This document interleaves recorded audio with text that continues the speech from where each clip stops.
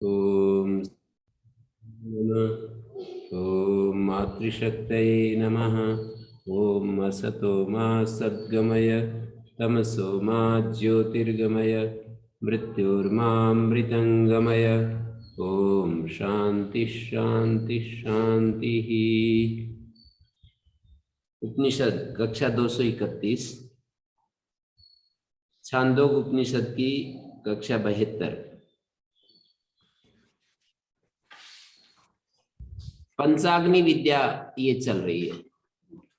5 अग्नियों की चर्चा है और कथा का विवरण कल हमने शुरू किया था, एक बार फिर दोहरा देता हूं।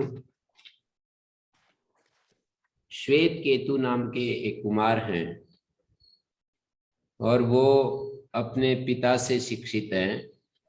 आरुणि उसके पिता का नाम है। आरुणि ने श्वेत केतु को अपनी विद्या दी।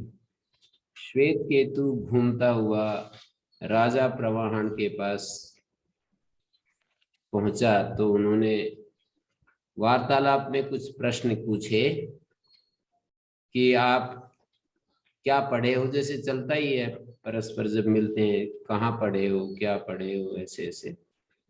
तो उन्होंने पूछा कि आप अब परिचय पूछा कि आप कहाँ पर क्या कुछ किया है।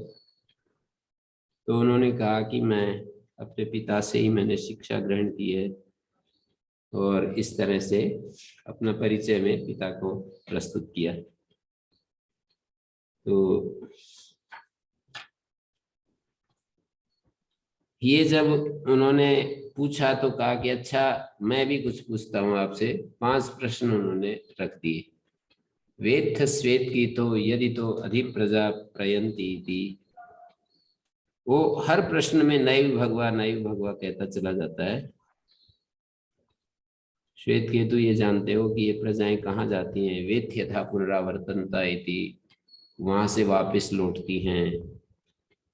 वेत्थ पथोर देवयानस्य पितृयानस्य च व्यावर्तना इति, जानते हो कि देवयान पितृ एक स्थिति तक तो बराबर जाती हैं, पर एक बिंदु पर जाकर विभाग हो जाता है, एक देवयान और एक पितृयान। तो उस देवयान और पितृयान पथ का जो भेद जहां पर होता है, क्या उसको जानते हो? ये लोग जहां वो जाती है प्रजाएं, वो लोग भर क्यों नहीं जाता है? और 5वां प्रश्न था कि पंचम्याम आहुतो आपा पुरुष वत्सो भवन्ति, क्या जानते हो कि ये जल 5वीं आहुति में जाकर पुरुष की वाणी में बोलने लगते हैं। जल जो है, मैं पहले इस पंचाग्नि विद्या को इसके साथ अग्निहोत्र के साथ जोड़ करके देखता था, और मेरे को कोई कुछ बोलने के लिए बोलता तो फिर मैं इसको सुनाता था कि देखो छांदोग उपनिषद में एक कथा आती है और ऐसे ऐसे जल कैसे 5वीं आहुति में मनुष्य की वाणी में बोलने लगते हैं। एक आदान काल होता है, एक विसर्ग काल होता है। तो आदान काल के समय सूर्य अपनी प्रचंड किरणों से पृथ्वी में जो जल है, जहां जहां भी जिन रूपों में जल है, उसको एक प्रकार से इंजेक्ट करता है, उसको खींचता है, ऊपर आकाश में ले जाता है। और वो जल जब यहाँ से ऊपर जाता है तो देवगण माने अधिदैवत पक्ष में अग्नि आदि देवता, या फिर भाष्यकार ने इसको यजमान के प्राण के रूप में, यजमान जब याग करता है, हवन करता है, तो वो जो आहुतियां देता है, उस आहुतियों को श्रद्धा के रूप में यहाँ पर प्रस्तुत किया है। देवा श्रद्धाम जुहति, जो देव हैं वो श्रद्धा का हवन करते हैं। कहाँ पर? द्युलोक अग्नि में। यहाँ पर जो अग्निहोत्र में आहुति दी जाती है वो द्युलोक में पहुंच जाती है। अग्नौ प्रास्ताहुति द्युलोक, अग्नौ प्रास्ताहुति सम्यक आदित्यम उत्तिष्ठते, अग्नौ प्रास्ताहुति सम्यक आदित्यम उत्तिष्ठते, आदित्या जायते वृष्टि वृष्टेरन्नम ततः प्रजा। ऐसा हमारे प्राचीन भारतीय वांग्मय में यज्ञ को पर्जन्य के साथ, यज्ञ को वृष्टि के साथ जोड़ रखा है। कई सारे प्रसंग इसमें हम प्रस्तुत कर सकते हैं कि यज्ञ विद्या को अग्निहोत्र के साथ जोड़ा हुआ है। जैसे तस्माद् वायु तस्माद् आत्मना आकाशा संभूता, आकाशाद वायु वायुरग्नि अग्निरापाद्या पृथ्वी पृथिव्या अन्नम नहीं है, पृथिव्या औषधया औषधिभ्यो अन्नम, ये क्रम दिखाया है वहां पर तैत्तरीय उपनिषद में। पृथिव्या अन्नम ऐसा भी कह सकते थे कि पृथ्वी से अन्न पैदा होता है, नहीं, पृथिव्या औषधया औषधिभ्यो अन्नम, पृथ्वी से औषधियां पैदा होती हैं, उन औषधियों की आहुति दी जाती है, उससे अन्न पैदा होता है। औषधियों की अग्नि में आहुति दी जाती है, उन आहुतियों से फिर अन्न पैदा होता है। तो इसी तरह से गीता का जो वो प्रकरण है, यज्ञाद भवति पर्जन्या पर्जन्याद अन्न संभवा अन्नाद भवन्ति भूतानि, और वो सारा प्रकरण जो है चौथे अध्याय में है, शायद तीसरे अध्याय में, चौथे अध्याय में कहाँ है, अन्नाद भवन्ति तीसरे अध्याय में है। यज्ञ शिष्टासिना संतो मुच्यन्ते सर्वकिल विषयी भुंजते ते त्वघम पापाये पचन्ते आत्म कारणात्, जो केवल अपने लिए भोजन पकाते हैं वो पाप खाते हैं, जो यज्ञ शेष खाते हैं वो सब पापों से छूट जाते हैं। कुछ लोग अभी ये बाल्यकाल में या युवा काल में ये बुद्धि नहीं आती है हमारे को कि ये सब एक ही है, और कोई हम खा रहे हैं या कोई दूसरा खा रहा है उसमें ज्यादा फर्क नहीं पड़ता है। पर धीरे धीरे तो मनुष्य को समझ में आने लगता है, एकत्व का बोध होने लगता है। जैसे कुछ लोग ये कहते हैं कि जी ये आपके लिए ही लाए हैं, ये आप ही खाइएगा, ऐसे कहते हैं। तो वो उनके लिए ऐसा, हाँ ठीक है ऐसा ही बोलना होता है, पर वो अंदर तो ये रहता है कि जहां भी जाएगा हम ही खा रहे हैं, क्या है इसमें, कहीं कोई भी खा रहा है तो हम ही खा रहे हैं, क्या इसमें फर्क पड़ता है।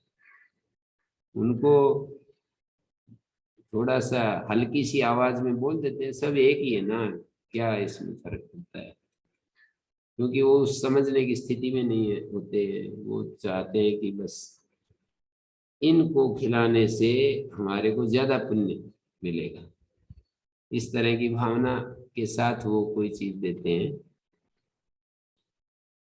तो यहाँ पर आगे कहते हैं अन्नाद भवन्ति भूतानि पर्जन्याद अन्न संभवा, अन्न से भूत पैदा होते हैं, पर्जन्य से अन्न पैदा होता है, ये दृष्टि है ना, पर्जन्य से अन्न पैदा होता है। और यज्ञाद भवति पर्जन्य, ये हमारे वैदिक ऋषियों की दृष्टि है कि यज्ञाद भवति पर्जन्य। श्री कृष्ण की दृष्टि है, और श्री कृष्ण तो एक आप पुरुष हैं, तो श्री कृष्ण की दृष्टि है यज्ञात भवति पर्जन्य। गीता में जो कहा है वो श्री कृष्ण की दृष्टि और श्री कृष्ण की स्थिति दोनों चीजों का वर्णन। श्री कृष्ण कैसा देखते हैं, इस अस्तित्व को किस रूप में देखते हैं, और इस अस्तित्व में उनकी स्वयं की स्थिति क्या है, ये दोनों बातें गीता में देखने को मिलती है। महर्षि दान लिखा है कि महाभारत में श्री कृष्ण का जीवन चरित्र अति उत्तम लिखा है, जहां मरण पर्यंत, बाल्यकाल से लेकर मरण पर्यंत कोई दोष नहीं किया, इतना बड़ा वाक्य प्रयोग किया है उन्होंने। तो मैं विचार कर रहा कि इससे महाभारत में तो श्री कृष्ण के बारे में बहुत ज्यादा इधर उधर इस तरह की बातें नहीं, गीता में ही लिखा है जो कुछ लिखा है, तो गीता ही उनकी जीवनी है वास्तव में। श्री कृष्ण की जो जीवनी है, जीवन गाथा है, वो गीता है। छोटी मोटी बातें लिखी हैं जैसे दूसरी जगह लिखी हैं, कुछ कुछ हैं जरूर, ऐसा नहीं है कि वो वहां पर गए, दूत बन करके गए और दुर्योधन से कहा कि युद्ध मत करो, या द्रौपदी को आश्वासन दे रहे थे मैं नहीं था, नहीं तो मैं एक जुआ नहीं खेलने देता। ऐसे कुछ कुछ शिक्षाएं तो मिलती हैं। पांडवों से मिलने के लिए जंगल में सत्यभामा के साथ वो पहुंचे, ऐसा कुछ कुछ छुटपुट निर्देश मिलते हैं। या फिर भरत वहां पर जब सैया पर पड़े हैं, मृत्यु सैया पर पड़े हैं भीष्म पितामह। तो युधिष्ठिर को श्री कृष्ण ने कहा कि उनसे उपदेश लो जा करके, वो एक ज्ञानी पुरुष जा रहे हैं, उनसे उपदेश लो। माने भीष्म पितामह को बहुत बड़ा एक ज्ञानी के रूप में देख रहे हैं श्री कृष्ण। तो श्री कृष्ण वो जब उपदेश लेने जाते हैं तो वो श्री कृष्ण की महिमा गाते रहते हैं, बहुत बहुत लंबा व्याख्यान श्री कृष्ण की महिमा के रूप में ही उनके मुख से आता है। तो ऐसे कहीं कहीं छुटपुट हैं, पर सबसे ज्यादा जो तेजस्वी मुखरित रूप है श्री कृष्ण का, वो गीता में ही हुआ। तो यज्ञात भवति पर्जन्य, यज्ञ कर्म समुद्भव। यज्ञ जो होता है वो कर्म से उत्पन्न होता है। कर्म ब्रह्मोद्भवम विद्धि ब्रह्म अक्षर समुद्भवम। माने यज्ञ कर्मों से उत्पन्न होता है। गाय पालते हैं तो कर्म करते हैं, घी बनाते हैं तो कर्म करते हैं, औषधियों की उखाड़ते हैं तो कर्म है। कर्म के बिना यज्ञ का कोई गति नहीं है। तो यज्ञ कर्म समुद्भव कर्म ब्रह्मोद्भवम विद्धि। और कर्म जो है ब्रह्म से उत्पन्न होता है। कर्म ब्रह्मोद्भवम, कर्म समुदाय को वेद से उत्पन्न, ब्रह्म माने वेद। वेद बताता है कि कर्म कौन से करने हैं कौन से नहीं करने। ब्रह्म अक्षर समुद्भवम, और ब्रह्म माने वेद, वेद परमात्मा से उत्पन्न होता है। तस्मात् सर्वगतम ब्रह्म नित्यम यज्ञ प्रतिष्ठितम। तो इससे सिद्ध हुआ कि सर्वव्यापी जो सर्वगत ब्रह्म है परमात्मा, अक्षर परमात्मा यज्ञ में प्रतिष्ठित है। तो यहाँ पर बहुत ज्यादा हमारे शास्त्रों में ये बात हमें देखने को मिलती है कि किस तरह से गीता के 8वें अध्याय में जहाँ 7 प्रश्न किए हैं, 7वें अध्याय के अंतिम में 7 प्रश्न किए हैं और 8वें अध्याय में उनका उत्तर दिया है।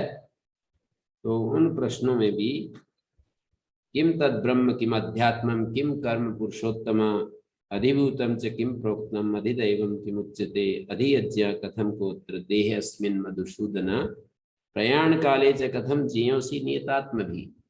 ये 7 प्रश्न किए हैं। कहाँ पर?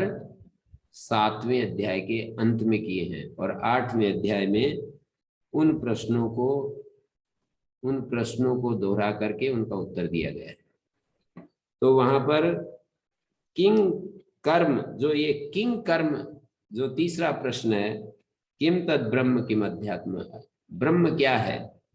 अक्षरम ब्रह्म परमम, ये जो परम अक्षर अविनाशी तत्व है, अनादि अनंत है, सर्वत्र भरा हुआ है, चैतन्य रूप में, आनंद रूप में, सत्य चित आनंद के रूप में सर्वत्र परिपूर्ण है, कुछ भी जिससे रिक्त नहीं है, सब जगह भरा हुआ है, ठसा ठस, कहीं पर भी कुछ भी खाली नहीं है उसके बिना। मतलब ऐसा नहीं है कि कहीं वो ना हो। ऐसा परम अक्षर जो है, परम व्यापक जो तत्व है वो ब्रह्म है। ऐसे गीता में कहा। ब्रह्म क्या है? किम अध्यात्मम, ये जो हमारा स्वभाव है यही अध्यात्म है। अपना होना है, हमारा जो होना है, इसी को अध्यात्म कहते हैं। किम कर्म पुरुषोत्तम, ये कर्म जो है गीता ने यज्ञ के साथ जोड़ दिए। किम कर्म पुरुषोत्तम, तो कहा भूत भावोद्भव करो विसर्ग कर्म संजीता। भूतों को उत्पन्न करने वाला जो ये भूत भावोद्भव करा, भूत भाव का उद्भव करने वाला, भूतों के भाव को, सत्ता को उत्पन्न करने वाला जो त्याग है वो कर्म बलि यज्ञ के साथ जोड़ दिया। भूतों को उत्पन्न करने वाला त्याग क्या है? जो हम अग्नि में आहुति आदि अपना अंश देते हैं। भूत भावोद्भव करा विसर्ग, विसर्ग माने त्याग। दूसरा भी अर्थ करते हैं इसका, भूतों को उत्पन्न करने वाला जो विसर्ग है, माने अपने शरीर में से जो हम पिता माता के शरीर में जो अंश दान देता है, त्याग करता है, वो कर्म है। ये भी एक अर्थ करते हैं। और ये भी अर्थ है कि जो हम हवन करते हैं, यज्ञ करते हैं, तो उसमें अपना जो त्याग करते हैं। ऐसे वहां पर आगे फिर 4 प्रश्न हो रहे हैं। मैं प्रसंगवश कर्म के बारे में ये बात बताई। तो यज्ञ को हमारे यहाँ बहुत ज्यादा व्यापक रूप में भरा पड़ा है पूरा साहित्य। रेवली के हमारे गुरुजी आचार्य जी होते थे, तो वो ये कहते थे कि भाई भारतीय वाङ्मय पूरा का पूरा यज्ञ विद्या से ओतप्रोत है। यज्ञ की प्रणाली, प्रक्रिया, ये जो स्रोत याग होते हैं उनको समझे बिना हम इसमें प्रवेश नहीं कर सकते। तो इसलिए हम करें ना करें ये अलग बात है, पर उसको समझना तो चाहिए, ये बात बोलते थे। तो देखिए, उन्होंने श्वेत केतु से 5 प्रश्न को, पंचाल देश के सभा में पहुंच गया था श्वेत केतु, और प्रवाहन जो जैवली था वो बोले कि कुमार अनुत्वा शिषत पिता इति अनु ही भगव। एक कुमार, उसने सुना वो था, सुना रहता है ना हमारे को कि भाई वहां बहुत एक अच्छा विद्यालय चलता है, वहां एक अच्छा विद्यालय चलता है। तो आरुणि एक प्रसिद्ध व्यक्ति थे, तो उन्होंने कहा कि आपको तो पिता ने पढ़ाया होगा जरूर। तो बोले हाँ जी बिल्कुल। जैसे राजा प्रवाण कहता है आप तो अपने पिता से ही पढ़े होंगे, वो तो स्वयं कितने बड़े विद्वान है। जैसे मणि गुरु जी के पुत्र को यदि वो आगे चल करके कहीं जाएगा आएगा, तो सब जानते हैं मणि गुरु जी क्या चीज है, तो कहेंगे कि आप तो अपने पुत्र से ही, आप तो अपने पिता से ही पढ़े होंगे। तो वो कहेगा हाँ जी। तो इस तरह से उन्होंने कहा कि आप तो अपने पिता से पढ़े होंगे। बोले हाँ जी। तो वो फिर प्रश्न उन्होंने 5 प्रश्न कर दिए, और उन प्रश्नों में उसको पता नहीं चला क्या पूछ रहे हैं। तो यहाँ पर वापिस आया वो, और उसने कहा कि आपने मेरे को कह दिया कि मैंने तुमको पढ़ा दिया है, सारी विद्याएं पढ़ा दी हैं, तो मैं तो वहां पर गया था, मेरे को तो कुछ पता नहीं चला। किम अनुशिष्टो वोचथा यो हि मानि न विद्यात् कथम स्व अनुशिष्टो ब्रुवीत सह आयस्त। मतलब उन्होंने थोड़ा लताड़ भी दिया, अरे क्या तुम पढ़े हो, जब इन प्रश्नों का उत्तर नहीं दे सकते क्या पढ़े हो, ऐसे कह दिया राजा प्रवाहन ने। तो वो पिता के पास आया और उन्होंने कहा कि आपने तो मेरे को सारी विद्या नहीं पढ़ाई, मैं तो ऐसा ऐसा वहां पर गया था, वहां पर कुछ मुझे पता ही नहीं चला। तो फिर बोले कि अच्छा। तो उन्होंने 5 प्रश्न सुना दिए, कहा मैं भी नहीं जानता हूं, अब मैं जाता हूं। आरुणि स्वयं जो है उनसे विद्या लेने के लिए पहुंचे। पहले ऐसे अहंकार नहीं होता था कि मैं क्यों जाऊं उसके पास, मैं छोटा हो जाऊंगा। कोई भी विद्या सीखने के लिए कहीं भी पहुंच जाते थे। ब्राह्मण होते हुए, विद्यावान होते हुए, और फिर भी एक क्षत्रिय के पास जाना, तो ये थोड़ा विचार तो करना पड़ता ही है। मैंने भी मणि गुरु जी से जिस दिन पहली शुरुआत की कि मैंने तो अपना आचार्य आपको स्वीकार कर लिया, ऐसे बोलते हैं ना, तो उन्होंने कहा नहीं, आप तो, आपका आश्रम अलग है, हम तो गृहस्थ हैं, और ऐसे कैसे होगा। तो मैंने यही बात उनके सामने रखी कि उपनिषदों में तो ब्राह्मण जो है क्षत्रियों के पास जाते हैं, कोई सन्यासी गृहस्थ के पास जाए तो क्या बड़ी बात है।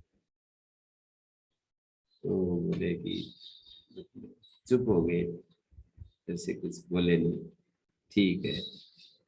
पंच महाराजन्य बंधु प्रश्नान अप्राक्षित, 5 प्रश्न पूछे राजन्य बंधु, और मुझे एक भी नहीं मिला उत्तर देने के लिए।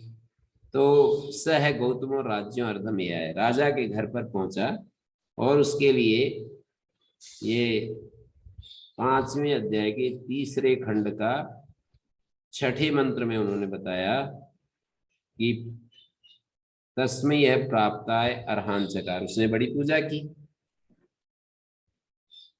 राजा ने गौतम माने आरुणि की, श्वेत केतु के पिता की बड़ी पूजा की, और वो जो था पहुंच गया राजा के पास। और राजा के पास जब पहुंचा तो राजा ने एक बात कही, मानुषस्य वित्तस्य वरम ऋणी था भगवन।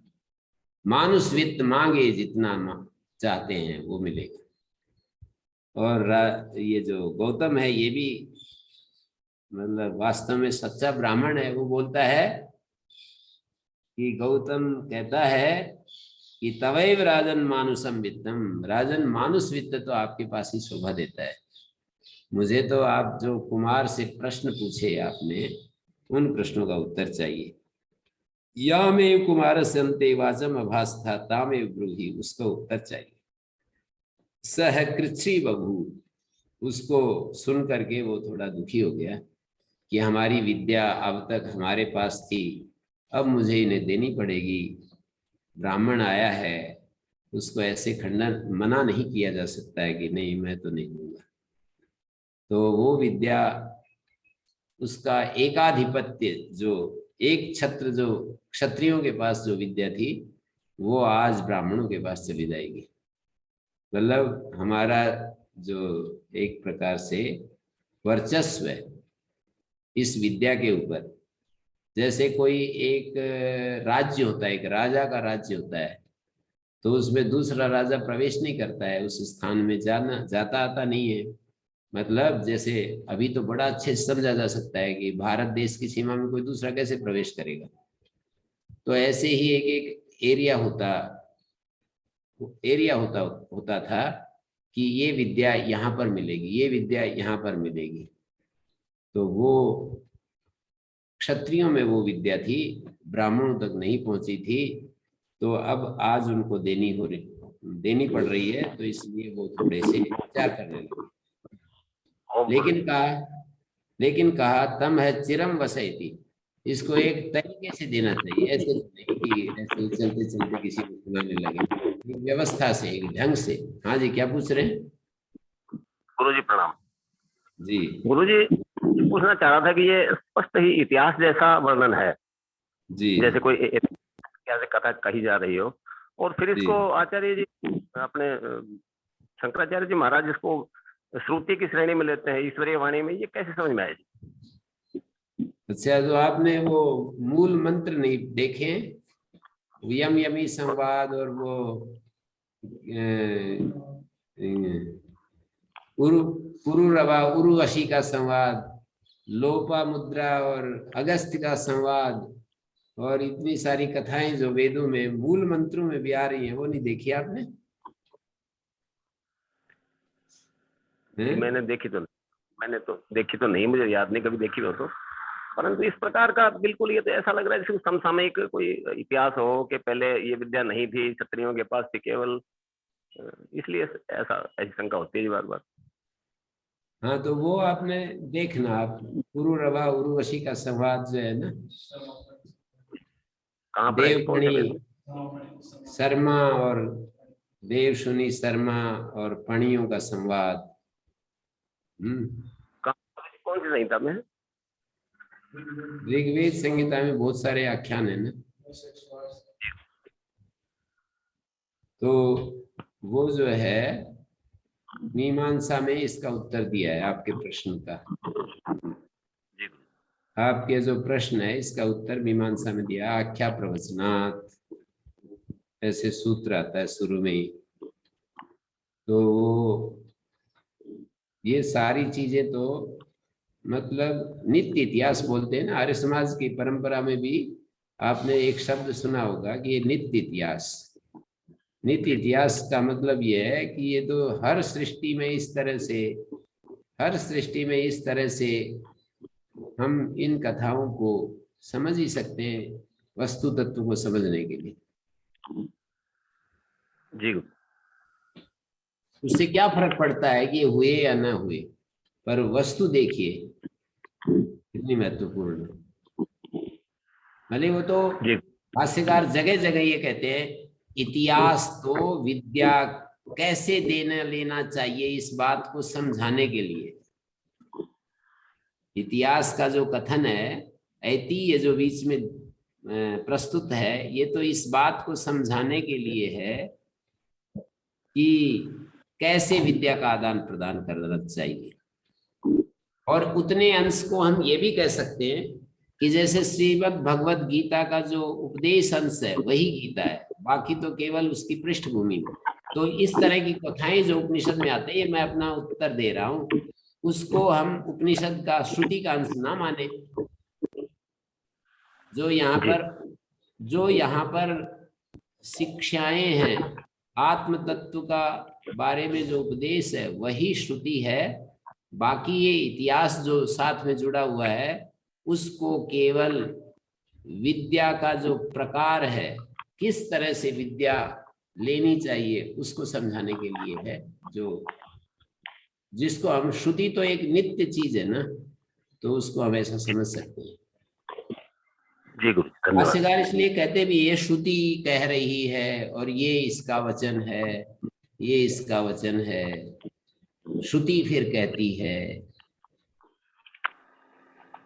तो वो जो है 7वां मंत्र 5वें अध्याय के 3 खंड का 7वां मंत्र, तम है चिरम वसैति आज्ञापयन सकार। उसको ये आज्ञा दी कि आप चिरकाल तक वास कीजिए। सब ये एक तरीका बता रहे हैं ना, कैसे विद्या दी जाती है। ऋषि लोग किसी के पास जाते हैं, एक दूसरे ऋषि के पास जाते हैं, झट से उत्तर नहीं देता वो कि हाँ ठीक है बैठो बताता हूँ। वो कहते हैं कि आप रहिए आश्रम में और आश्रम के नियमों में आप अपने जीवन को ढालिए। और बाद में, बल्कि पिप्पलाद ने तो यही कह दिया कि बाद में यदि पता होगा हमें तो उत्तर दे देंगे, नहीं तो अपने ठीक है चले जाना।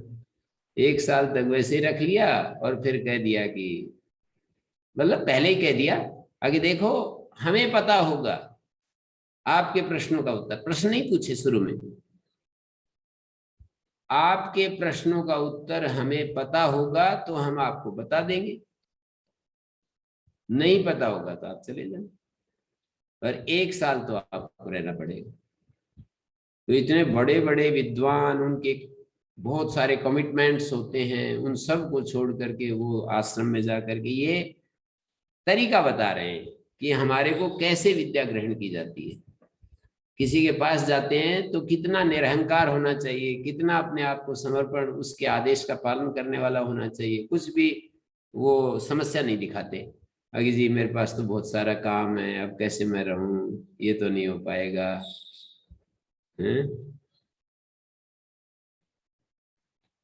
तो उसको कहा कि ठीक है आप रहो बहुत लंबे समय तक। तम है वाच यथा मात्वम गौतम अवद। राजा उन गौतम को बोले कि जैसे तुमने मुझे कहा हे गौतम। तम हो वाच यथा मात्वम, हे गौतम जैसे जिस प्रकार से मेरे को तुमने कहा ना। क्या कहा कि कुमार को जो प्रश्न पूछे थे वो मुझे बता दीजिए, सर्व विद्या ब्राह्मण होते हुए भी। यहाँ पर लिखा है, भाष्यकार ने इस पंक्ति को, कल मेरे को स्पष्ट बहुत ज्यादा नहीं हो रही थी वो पंक्ति, तो मैं इसको फिर इसलिए आपके सामने रख रहा हूं। हे गौतम माने तम है वो राजा। राजा गौतम को बोले सर्व विद्यो ब्राह्मणों भी सन, सब विद्याओं वाला ब्राह्मण होता हुआ भी, ये न प्रकारेण माम माम हे गौतम अवध। हे गौतम तुमने मुझसे कह दिया, तामे विद्या लक्षणाम वाचम में ब्रूहि इति अज्ञानात्। ऐसे बोल दिया जैसे कि आप कुछ जानते ही नहीं। अज्ञानात्, आपने तो ऐसे बोल दिया जैसे कि कुछ जानते ही नहीं हो। तेन त्वम जानी ही, माने अज्ञानात् न जानने के कारण तुमने वो सर्व विद्यावान होते हुए भी न जानने के कारण, अज्ञानात् ये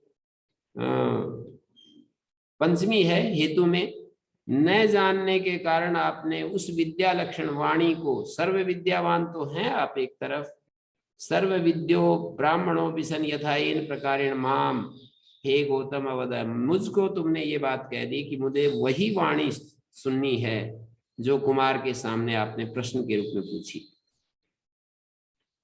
क्योंकि आप उसके बारे में ज्ञान नहीं रखते। तेन तुम जानी ही, तो अब उसको सुन लो। मतलब उसके बारे में जानते नहीं, इस कारण से तुमने उसको उस वाणी को पूछना चाहा। जानते होते तो आप क्यों पूछते? यदि उसको आप जानते होते तो आप मेरे से क्यों पूछते कि मुझे वही बात? नहीं जानते थे इसलिए आपने प्रश्न कर दिया। अज्ञानात का मतलब न जानने के कारण आपने ये बात कही कि मुझे तो वही बात जो कुमार से पूछी है वो बता दीजिए। तेन तुम जानी ही, तो अब मैं उसको जान लो, इस कारण से अब जान लो। नहीं जानते थे, आपने पूछ लिया, अब मैं बताता हूँ, जान लो। लेकिन इसके बाद भी कुछ मुझे कहना है। तत्र अस्ति वक्तव्यम यदि एन प्रकारेण इयं विद्या प्राक् वक्त, तुमसे पहले ब्राह्मणों के पास नहीं थी और ब्राह्मण अनया विद्या अनुशासित बनता, ब्राह्मण इस विद्या से अनुशिष्ट नहीं हुए थे।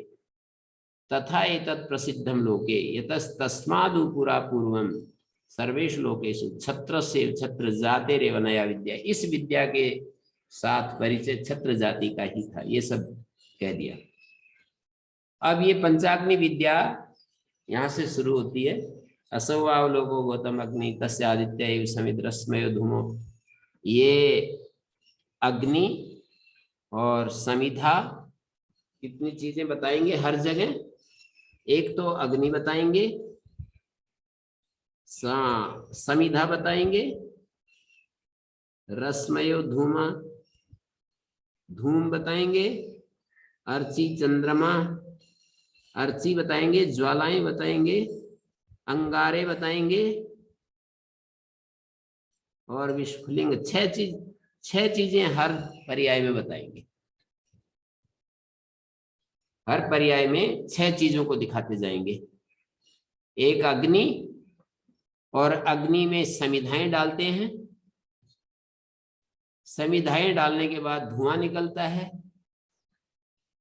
फिर अग्नि जलने लगती है, ज्वाला बन जाती है, फिर उसके बाद अंगारे बन जाते हैं, और उसके बाद विस्फुलिंग, वो जो उस अग्नि से जो एक चिंगारियां निकलती हैं वो है। तो ये 6 चीजें हर एक जगह बताएंगे। यहाँ पहले पर्याय में उस द्युलोक को अग्नि बताया, उस द्युलोक की उस अग्नि का आदित्य समिधा बता दिया, और उस आदित्य की जो रश्मियां हैं वो धूम स्थानीय है, और जो दिन है वो अर्ची स्थानीय है। आदित्य से जो दिन का प्रकाश होता है वो उसकी अर्ची है, ज्वालाएं हैं, और चंद्रमा अंगारा स्थानीय है। चंद्रमा जो है वो अंगारे के रूप में, और नक्षत्र जो है विस्फुलिंग के रूप में, वो जो चिंगारियां। तस्मिन तस्मिन अग्नो, इस अग्नि में देवगण श्रद्धा का आहुति देते हैं। देवा का मतलब अग्नि आदि जो देवता हैं, या यजमान के जो प्राण हैं उनको भी यहाँ देवा शब्द से कहा है। वो श्रद्धा की आहुति देते हैं। श्रद्धा का मतलब है यजमान जिन हव्य द्रव्यों को अग्नि में डालता है उसको यहाँ पर श्रद्धा शब्द से कहा है। यजमान जिन हव्य द्रव्यों को डालता है, मानी श्रद्धा भाव से पूरित जो सूक्ष्म आपय हैं वही यहाँ पर श्रद्धा है। मानी अग्निहोत्र की आहुति के परिणाम स्वरूप जो सूक्ष्म आपय है, सूक्ष्म आपय ही श्रद्धा है। आपय का मतलब सूक्ष्म, जो अग्नि में आहुति देने के बाद जो सूक्ष्म वाष्प बनती है। अग्नि जलने के बाद घी की आहुति दी, और जलती हुई अग्नि में घी, समिधा, सामग्री, सारी चीजें जल करके वाष्प के रूप में, सूक्ष्म वाष्प के रूप में बदल जाते हैं। उसको वाष्प शब्द नहीं कहा, उसको आपय शब्द से कहा। और उसी को श्रद्धा शब्द से कहा। तो वो आहुति दी, उस आहुति से सोम राजा, उस आहुति के परिणाम स्वरूप सोम राजा तैयार होता है।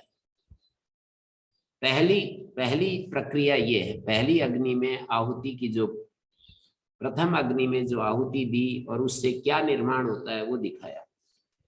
मानी आहुति के बाद जो एक तत्व तैयार होता है, आहुति के बाद एक जो तत्व तैयार होता है उसका नाम रख दिया सोम राजा, और वो आदित्य की तरफ जाता है। अब दूसरी अग्नि आ गई, पर्जन्यो वाव गौतम अग्नि। ये पर्जन्य दूसरी अग्नि है, इसमें भी वही 6 चीजें दिखाएंगे। उस पर्जन्य अग्नि की वायु समिधा है, और अभ्र जो वायु होती है वो धूम है, और जो विद्युत आती है वो ज्वाला है, और असनी होती है, जो बिजली चमकती है वो अंगारे हैं। चमकने वाली बिजली और एक शब्द करने वाले, उसके 2 रूप होते हैं, स्तनयितनु और एक विद्युत, 2 रूप होते हैं। तो अशनि अंगारे बता दिया, राधुनया स्फुलिंगा, उसमें जो शब्द होते हैं उसको विस्फुलिंग कह दिया। और ये कहा तस्मिन ए तस्मिन अग्नो देवा सोमम राजन। देवा का वही अर्थ है, अग्नि आदि देवता या यजमान के जो प्राण हैं सोम राजा की आहुति देते हैं। यजमान के प्राण ही ऊपर चले गए, या अग्नि आदि देवता में तो स्पष्ट ही है, जो रीत नियम है अग्नि आदि देवताओं से जुड़े हुए जो रीत नियम है वो सोम राजा की आहुति इस पर्जन्य अग्नि में देते हैं। पर्जन्य दूसरी अग्नि है, जैसे द्युलोक प्रथम अग्नि थी, पर्जन्य दूसरी अग्नि। इस दूसरी अग्नि में सोम राजा जो पहली आहुति का परिणाम था, उस सोम राजा की आहुति देते हैं। उस आहुति से वर्षा उत्पन्न होती है। और कहा कि ये पृथ्वी तीसरी अग्नि है, और यहाँ भी वही 6 चीजें। पृथ्वी को एक अग्नि माना, और उसका संवत्सर समिधा है, आकाश धूम है, रात्रि अर्ची है, दिशाएं अंगारे हैं, अवान्तर दिशाएं विस्फुलिंग हैं। और उस अग्नि में देवा वर्षम जुहति तस्य आहुतिरन्नम संभवति, उस आहुति से अन्न पैदा होता है यहाँ पर। और पुरुषो गौतम अग्नि, ये पुरुष जो है ये चतुर्थ अग्नि है, और इस पुरुष की वागेव समित, ये जो वाणी है वो समिधा रूप है। वाचा ही मुखेन समिध्यते पुरुषो न मूका। भाष्यकार ने इसके ऊपर लिखा है ये वाक्य, वागेव समित पर लिखा है कि वाणी वाचा ही मुखेन, वाणी रूप मुख से पुरुष जो है समिद्ध होता है, जो मूक है उसकी कोई पहचान नहीं होती। प्राणो धूमो धूमय मुखा निर्गमनात्, जैसे मुख से धुआं निकलता है, वाष्प निकलता है, तो प्राण धूम है, जिह्वा अर्ची है लोहित होने से, चक्षु अंगारे हैं, और श्रोत्र विस्फुलिंग हैं, ऐसे बता दिया। और इसमें क्या हुआ, तस्मिन तस्मिन अग्नो देवा अन्नम जुहति, देव शक्तियां जो हैं अन्न की आहुति देते हैं, और उस आहुति से हमारे शरीर में रेता बीज तैयार हो जाता है, मनुष्य का बीज बन जाता है इस आहुति से। अन्न आहुति से रेता संभव है। और ये स्त्री जो है इसको पंचम अग्नि बता दिया, और इसमें ये सब हम पढ़ेंगे नहीं, मतलब ये गृहस्थ धर्म में जो जो कुछ भी होता है वो यहाँ पर वर्णन कर दिया कि इस तरह से ये पंचम अग्नि योषा है, और उसमें आहुति दी जाती है इसकी। तस्मिन ए तस्मिन देवा रेतो जुवती, जो रेता तैयार हुआ था, बीज तैयार हुआ था, उसकी आहुति तस्य आहुतिर गर्भा संभवती, उसकी आहुति से गर्भ तैयार हो जाता है। ये पंचाग्नि विद्या को यहाँ पर प्रस्तुत किया गया। इति है पंचम्याम आहुतो आपः पुरुषवत्सो भवन्ति। इस प्रकार जब 5वीं आहुति में जाकर के जो जल था ना, पहले शुरू में जो श्रद्धा के रूप में जो जल बताया था, वही पुरुष की वाणी में बोलने लगता है। आप बहुवचनांत शब्द होता है हमेशा, पुरुषवत्सो भवन्ति। आप पुरुष है वचन जिसका, स उल्वावृतो, वो उल्ब से आवृत हुआ हुआ। उल्ब कहते हैं एक सूक्ष्म झिल्ली होती है उसको उल्ब कहते हैं, और जो जरायु होती है स्थूल झिल्ली होती है।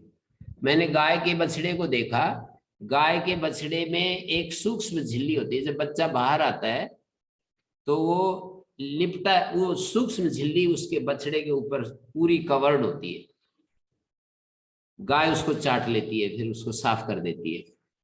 और एक स्थूल झिल्ली होती है जो कि बाद में जरायु के रूप में, जेर के रूप में बाहर 2-3 घंटे 4 घंटे बाद शरीर से बाहर आती है। तो उल्ब उसको कहते हैं सूक्ष्म झिल्ली को, जरायु स्थूल झिल्ली को कहते हैं। मानी इतना सुरक्षित प्रबंध है गर्भ में कि वहां पर बिल्कुल एकदम से कवर्ड, सील्ड होती है सारी चीजें। और कितनी मतलब अद्भुत है, इस पर विचार करते हैं तो इसका कोई हिसाब किताब नहीं लगता, कितना प्रकृति में वो चीजों को कितना व्यवस्थित ढंग से किया हुआ है। तो उल्वावृतो गर्भो 10वां 9वां मासान, 10 महीने तक या 9 महीने तक अंतः शयित्वा यावद्वाथ जाए, या फिर जितने भी, कहीं कहीं दूसरे योनियों में 15 महीने भी लगते हैं, हाथी में कुछ ज्यादा समय लगता है, इस तरह से यावद्वाथ जाए दे। मनुष्य को ले तो उसमें भी थोड़ा सा वेरिएशन है, 10 महीने 9 महीने या फिर जितना भी, ऐसा कह दिया 11 महीने, कोई कोई अपवाद रूप में 12 महीने तक भी पहुंच जाते हैं अपवाद रूप में। पर आजकल जो है डॉक्टर अपने तरीके से ज्यादा गर्भ में रहने नहीं देते, उसको फिर ऑपरेशन करके बाहर निकाल देते हैं। लेकिन उस समय की बात देखें, प्राचीन जब इस तरह का ऑपरेशन आदि नहीं होता था, तो फिर 9, 10, 11, 9 कम से कम, मतलब अभी तो 8 महीने में भी बाहर आ जाए तो उसको जीवित रख लेते हैं। किसी कारण से यदि उसको उसी तरह की गर्भ जैसी स्थिति पैदा कर देते हैं बाहर आने पर भी, और वो उसको जीवित रख लेते हैं। तो ये जो महीने होते हैं, ये वेरिएशन, पंडित युधिष्ठिर मीमांसक जी ने इसके बारे में कुछ विचार करके लिखा है। वो एक गृहस्थी थे, बोले कि मैंने अपने उस बालक के बारे में पहले ही बता दिया था कि इतने बजकर इतने मिनट पर ये बालक जन्म लेगा, क्योंकि मुझे पता था कि मेरी देवी कितने दिन में, उसका मास जो है कितने दिन का है। यदि 26 दिन का माताओं का मास होता है, रजस्वला होती हैं, तो उसके बाद जब गर्भ स्थिति होती है तो 260 दिन में बच्चा जन्म लेता है। 10वें मासी सूतवे, ऐसा एक ऋग्वेद का वाक्य आता है, उसकी व्याख्या करते हुए उन्होंने संगति लगाई, 10 मास पूरे होने पर वो बच्चा जन्म लेता है। तो कहा कि 10 मास तो कैसे होते हैं, कहीं कहीं 9 महीने में हो जाते हैं बच्चे, कहीं 9.5 महीने में, कहीं 10 महीने में। तो उन्होंने लिखाया कि माताओं का मास गिना है यहाँ पर, 30 दिन का यदि मास है तो 300 दिन में बालक पैदा होगा, और यदि 25 दिन का मास है तो 250 दिन में पैदा हो जाएगा। 70 दिन का मास है माताओं का तो, और बीच का भी होता है कोई मास जो है 73 दिन का है तो उसका 10 गुना हो जाएगा। 73 दिन का है तो उतने दिन में हो जाएगा, यानी क्या 26 दिन का, हाँ मैं उल्टा बोल दिया, 26 दिन का मास है, 25 दिन का मास है, 27 दिन का 270 दिन, 28 दिन का 280 दिन, 29 दिन का है तो 290 दिन, 30 दिन का है तो 300 दिन, 31 दिन का है तो 310 हो जाएंगे। तो इस तरह से उन्होंने दिखाया है, ये भी श्रुति में इसलिए लिखा है, गर्भो 10वां 9वां मासान अंतः सयित्वा यावद्वाथ जायते सहजातो यावदायुषम जीवति। वो पैदा हुआ जितना समय होता है जीवित रहता है, तम प्रेतम दिष्टम इतो अग्नय एव हरन्ति यतएव इत यतएव एत। यहाँ पर ये कह रहे हैं कि वो पैदा हुआ जितनी उम्र होती है, तम प्रेतम दिष्टम इतो अग्नया, अग्नये चारे गए, अग्नये हरंती अग्नि के लिए ले जाते हैं, जब वो मर जाता है तो प्रेतम दिष्टम इत अग्नये एव हरंती यतएव एत, जहां से वो आया था वैसे ही उसको ले जाते हैं। यतः संभूतो भवति, जिससे वो पैदा हुआ था। यतः संभूतो भवति, यतएव एत, एव एत, यत एव एत। ये श्रुति में जो एत शब्द है ना, एव के बाद जो आ इत ऐसा है, ओमांगोस्य से पररूप हो रहा है। यत एव आ इत, यत एव एत, एत मानी आ इत, आता मानी जिस, जहां से वो आया था। आ लगा देने से आना अर्थ होता है और केवल इत का अर्थ होता है जाना। तो यत एव एत, जिससे आया था, यत संभूतो भवति, जहां से वो पैदा हुआ था, उत्पन्न होता है। यत मानी पंचभ्यो अग्निभ्यो संभूता उत्पन्न होती, तस्मै अग्नये हरंती, उसी अग्नि के लिए स्वाम एव योनिम अग्निम आपादयन्ति, अपनी उस योनि को प्राप्त करा देते हैं। यहाँ पर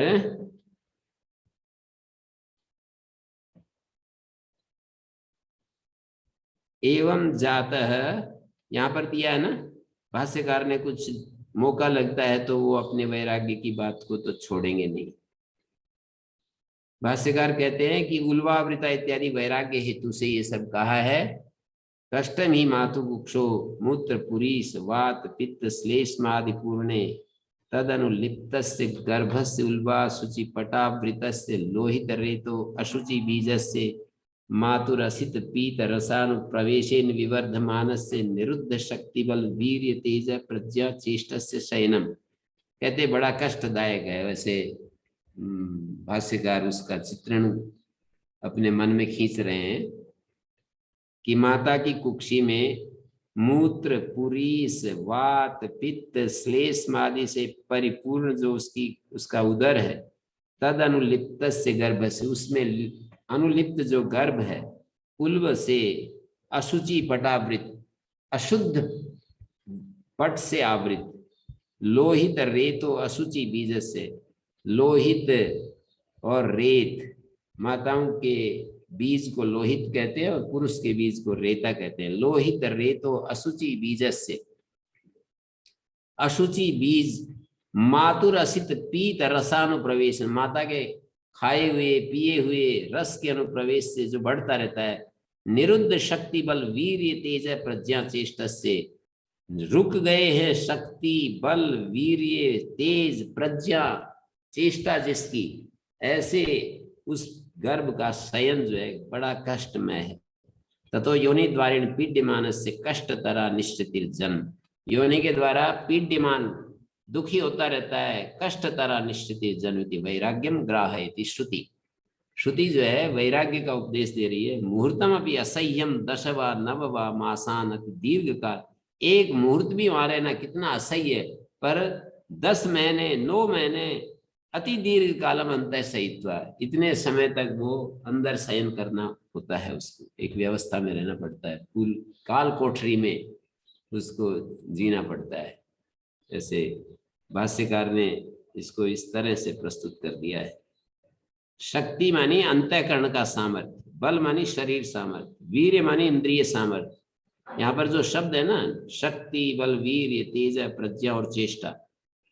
शक्ति अंतःकरण सामर्थ्य है, शरीर सामर्थ्य बल है, इंद्रिय सामर्थ्य वीर्य है, प्रगल्भता तेज है, सारे शरीर का सामर्थ्य, प्रज्ञा चेतना जीव धर्म है, चेष्टा प्राण धर्म है। ये सारे के सारे जिसके रुके पड़े हैं, ऐसा जो गर्भ में बालक जो शयन कर रहा है, ये सारे के सारे जिसके रुके पड़े हैं, ऐसे वो वहां पर रहता है। और फिर ये होता है स एवं जातो यावदाय पुनर्घटी यंत्रवत गमनागमनाय कर्म कुर्वन्, पैदा हुआ जितनी उम्र तक वो जिंदा रहना होता है, फिर घटी यंत्र की तरह। घटी यंत्र होता है ना, जैसे घूम चलता रहता है, उस समय के अनुसार कोई घड़ी होती थी, उसका वर्णन कर रहे हैं घटी यंत्रवत। अच्छा, घटी यंत्र तो वो है रहट जो चलाते हैं उसके तरह, एक बार नीचे जाता है एक बार ऊपर आता है, वो घटी यंत्र है। मतलब जैसे रहट होते थे उस रहट कुएं में बैल चलता रहता है, और ये कुएं में जो वो बाल्टी होती है वो जाती हैं, ऊपर आती हैं, फिर खाली हो जाती है, फिर नीचे जाती हैं, ऊपर आती हैं, ऐसे राउंड में घूमती रहती है निरंतर। तो घटी यंत्रवत गमनागमनाय कर्म कुर्वन्, गमनागमन के रूप में कर्म करता हुआ, कुलाल चक्रवद्वा, या इसके कुम्हार के चक्र की तरह, तिर्यक भ्रमणाय यावत कर्मणोपात्तम आयु, कर्म से उपात्त जो आयु है, प्राप्त आयु है, उतना जीता है। तमेनम क्षीणायुषम प्रेतम, जब उसकी आयु क्षीण हो जाती है, मर जाता है, तो दिष्टम कर्मणा निर्दिष्टम परलोकम प्रति, दिष्टम का मतलब कर्म से निर्दिष्ट जो परलोक है उसके प्रति, यदि चे जीवन वैदिके कर्मणि ज्ञाने व अधिकृत, मतलब यदि वो जीता हुआ वैदिक कर्म में ज्ञान में अधिकृत होता है, मतलब उसने वैदिक कर्म किए हुए होते हैं, तो फिर वो तम एतम मृतम इतो अस्मात् ग्रामाद अग्नये अग्न्यर्थम ऋत्विजो हरंती पुत्रा व अंत्य कर्मणे, या तो ऋत्विक ले जाते हैं या पुत्र ले जाते हैं अंत्य कर्म के लिए। मतलब जो वैदिक कर्म में लगा हुआ होता है तो ऋत्विज जी उसको ले जाते हैं, ऐसी व्यवस्था बता रहे हैं। और वैसे अंत्य कर्म के लिए पुत्र ले जाते हैं सामान्य रूप से। यदि वो याज्ञिक होता है, उसने अज्ञाधान किया हुआ होता है, तो मैंने तो पहली बार ये बात सुनी कि वैदिके कर्मणि ज्ञाने व अधिकृत तम एनम मृतम इतो अस्मात् ग्रामाद अग्नये अग्न्यर्थम ऋत्विजो हरंती, जो ऋत्विज होते हैं जो उससे यजन आदि करवाते थे, वे ही ऋत्विक इसको ले जाते हैं। यत एव एत माने आगत, जहां से वो आया था, अग्नि सकाशात, जिस जहां से आया था, कहां से आया था, अग्नि में श्रद्धा की आहुति दी थी, और श्रद्धा की आहुति से सोम राजा निर्मित हुआ, सोम राजा की पर्जन्य में आहुति दी, और उससे वर्षा उत्पन्न हुई, और वर्षा की आहुति पृथ्वी अग्नि में दी, और उससे अन्न पैदा हुए, और अन्न की आहुति पुरुष अग्नि में दी, और उससे फिर गर्भ संभव हुआ, और उस नहीं रेता संभव हुआ, रेता पुरुष अग्नि में उस अन्न की आहुति दी, और उससे रेता बीज बना, और उस रेता की आहुति योषा अग्नि में दी गई, और उससे गर्भ संभूत हुआ, गर्भ बना, गर्भ ठहरा। तो उसको कह रहे हैं कि जिस प्रक्रिया से यतएव एता, श्रुति में कहा है कि जैसे वो आया था, यतः संभूतो भवति, यतश्च पंचभ्यो अग्निभ्यो संभूत है, 5 अग्नियों से उत्पन्न हुआ ना, 5 अग्नियों में से गुजर करके, तस्मा एव अग्नि, उसी अग्नि के लिए ले जाते हैं अपने स्वामेव योनिम अग्निम आपादयन्ति।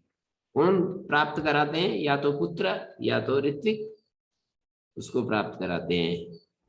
यथा संभूतो भवति स जातो यावद आयुषम जीवति तम प्रेतम दिष्टम इतो अग्नये वहरन्ति यत एता यत संभूत भवति।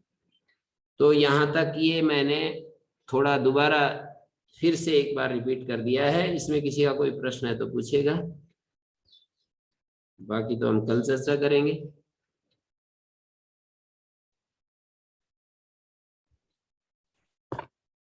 प्रणाम गुरु जी। जी आपने इसको दोबारा समझाया, थोड़ा अच्छा तरह समझ में आया आज। तो इस अध्याय की शुरुआत में एक शब्द आया था गुरु जी, उसमें था ये, उन्होंने कहा स्तंभ पर्यंत संसार है जी, स्तंभ पर्यंत संसार। क्या आया था? एक शब्द आया था और इस 5वें अध्याय के शुरुआत में ही आया था। तो 5वें अध्याय के शुरुआत में जी जी जी जी मैं दिखाता हूँ किस पेज पृष्ठ पर है।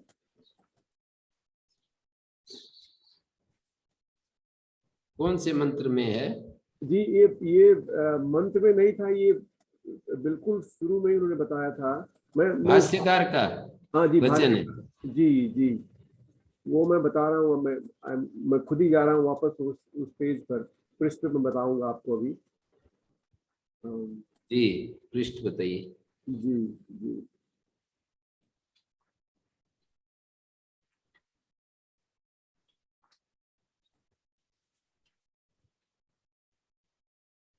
ये जो तृतीय खंड है उस पर ही है जी।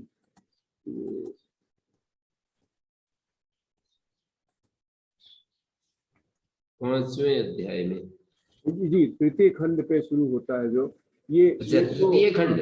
हाँ जी तृतीय खंड शुरू होता है जो बोलते हैं कि पांचालों की सभा में श्वेत केतु जब जाते हैं तो उसमें वहां पर बोल रहे हैं कि मुमुक्षु पुरुषों के एक पृष्ठ हमारे में 472 है गुरु जी। तृतीय खंड में श्वेत केतु ब्रह्मादि स्तंभ पर्यंता संसार गतव्य वक्तव्य, ये वाला। जी जी जी संपर्यंता संसार ये शब्द। इसका अर्थ है मुमुक्षु पुरुषों को वैराग्य दिलाने के लिए ब्रह्मा से लेकर ये जो स्तंभ पर्यंत योनियां है ना, जी जी जी ये संसार गति है। संसार गति क्या है? अंतिम जो उच्चतम गति है वो ब्रह्मा की पद की प्राप्ति है, जी और छोटी से छोटी एक घास का तिनका। तो ब्रह्मा से लेकर स्तंभ पर्यंत, ये तो ब्रह्मा हिरण्यगर्भ को कह देते हैं, या ब्रह्मा जो है कोई एक अन्य लोक में स्थित को भी कह देते हैं। स्वामी दयानंद के अनुसार चारों वेदों का जो विद्वान होता है इस पृथ्वी के ऊपर, उसको ब्रह्मा कहा जाता है। मतलब कुछ भी हो, ब्रह्मा का मतलब एक बहुत उच्चतम योनि है, चाहे वो दूसरे लोक में है या इस लोक में है।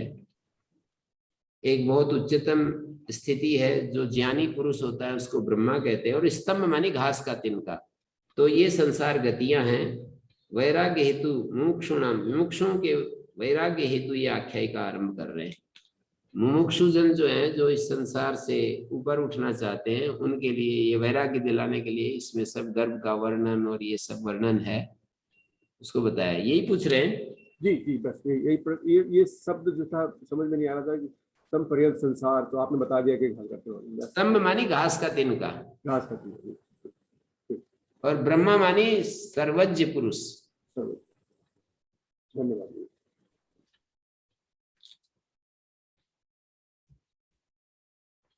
हाँ जी, तो और तो किसी का कुछ? शेखर जी? जी जी गुरु जी, नहीं कोई प्रश्न नहीं है गुरु जी मेरा तो। लगभग ठीक ठाक चल रहा है। जी जी जी ठीक है, बड़ा धन्यवाद है, आप लोग आनंद ले रहे हैं इसका। ओम शांति शांति शांति।